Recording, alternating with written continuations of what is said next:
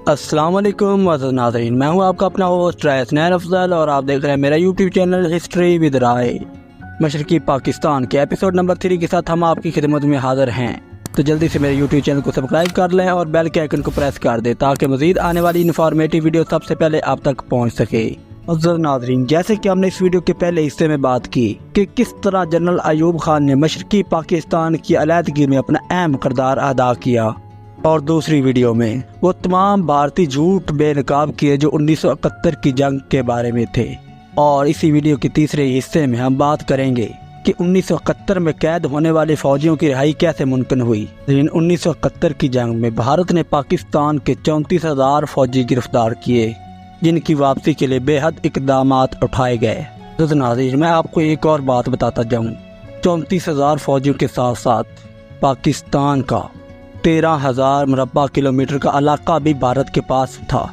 1972 میں پاکستان اور انڈیا کے درمیان ایک شملہ معاہدہ ہوتا ہے، جس کے تحت پاکستان اپنا کھویا ہوا علاقہ واپس لے لیتا ہے، تو دوسری طرف جنگی قیدیوں کا مسئلہ تو ویسے ہی کھڑا تھا۔ ناظرین، یہ جنگی قیدی بنگلہ دیش چاہتا تھا ہمیں ملے۔ معزز ناظرین، اس وقت بنگلہ دیش کی طرف سے پاکستانی فوجیوں پر بہت سارے الزامات لگائے گئے، جن کی بنگلہ دیش انکوائری کرنا چاہتا تھا، لیکن بھارت نے یہ فوجی بنگلہ دیش کے حوالے نہ کیے۔ تو اس طرح ناظرین بھارت پھنس گیا کہ قیدی واپس کریں تو کس کو کریں۔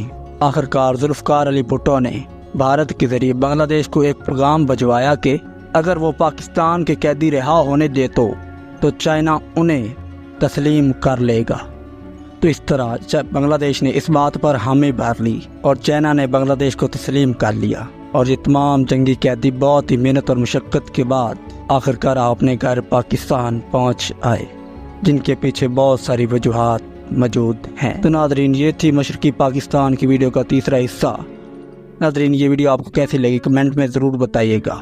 اگر یہ ویڈیو آپ کو اچھی لگی تو جلدی سے ویڈیو کو لائک کر دیں اور میرے چینل کو سبسکرائب کر لیں تاکہ اس طرح کی آنے والی مزید ویڈیو سب سے پہلے آپ تک پہنچ سکیں۔ اور اپنے ہوسٹ حسنین افضل کو اجازت، انشاءاللہ ملتے ہیں نئے ویڈیو میں۔ خدا حافظ۔